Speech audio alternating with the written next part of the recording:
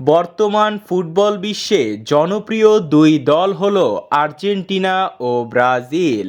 দুই চিরপ্রতিদ্বন্দ্বীর লড়াই ও খবরাখবরের প্রতি সবার আকর্ষণ থাকে বেশি। এই তো বেশ কিছুদিন আগে ব্রাজিলকে 4-1 গোলে হারিয়ে ইতিহাস করে আলবিসেলেস্তেরা। তবে এরই মধ্যে ঘটে গেল এক আজব ঘটনা। মাঠের হার মেনে নিলেও গ্যালারির কাণ্ড মেনে নেয়নি সিবিএফ।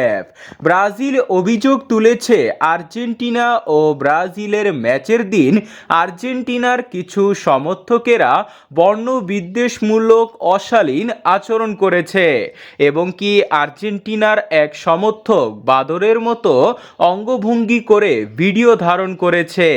সিবিএফ দাবি করেছে আর্জেন্টিনার উপর যথাযথ ব্যবস্থা নেওয়া উচিত। প্রমাণ হিসাবে ভিডিওটি ফিফার কাছে পাঠিয়েছে তারা। আর ফিফার নিয়ম অনুযায়ী বর্ণবাদ ও বৈষম্যমূলক আচরণ প্রমাণিত হলে কঠোর শাস্তি দেয় ফিফা। এর আগেও এমন ঘটনা হয়েছে। চিলির বিপক্ষে একবার এমন ঘটনা ঘটেছিল।